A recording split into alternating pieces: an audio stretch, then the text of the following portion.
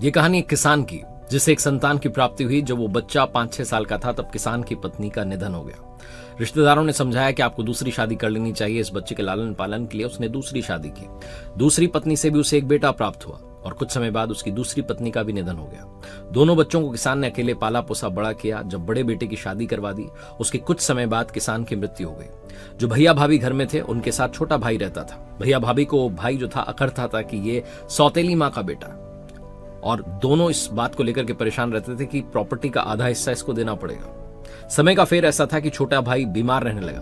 पहले तो उन्होंने थोड़ा खर्चा किया, वैद्य को दिखाया, इलाज करवाया, लेकिन जब वो ठीक नहीं हुआ तो दोनों ने वैद्य से मिलकर के उसे जहर देना शुरू किया और कुछ ही दिनों में छोटे भाई की मृत्यु हो गई। भैया भाभी खुश थे कि अब हमारा पीछा छूट चुका है। समय के साथ इन्हें भी संतान की प्राप्ति हुई। इनका बेटा बड़ा हुआ, उसकी शादी करवा दी।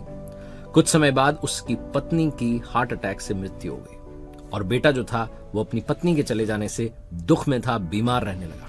इन्होंने बहुत खर्चा किया, बहुत इलाज कराया, लेकिन बेटा ठीक नहीं हो रहा था। सारी प्रॉपर्टी खर्च हो चुकी थी, सब कुछ लग चुका था। एक दिन चारपाई पर वो बेटा लेटा हुआ था और ये व्यक्ति उसके पास में बैठा हुआ था।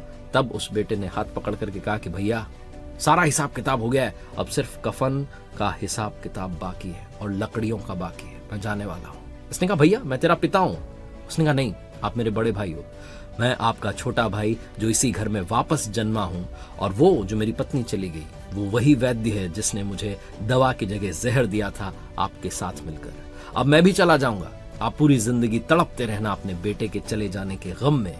इस दुनिया में हिसाब किताब भैया इसी जन्म में हो जाता है। मैं लौटकर आप ही के घर में आया और जिस प्रॉपर्टी को बांटने के डर से आप घबरा रहे थे, वो सारी प्रॉपर्टी मेरे इलाज में खर्च हो गई। जिंदगी में लॉ ऑफ कर्मा याद रखिए, जो हो रहा है, जो घट रहा है, वो लौट के वापस आने वाला है। कर्मों को सुधारिए, जिंदगी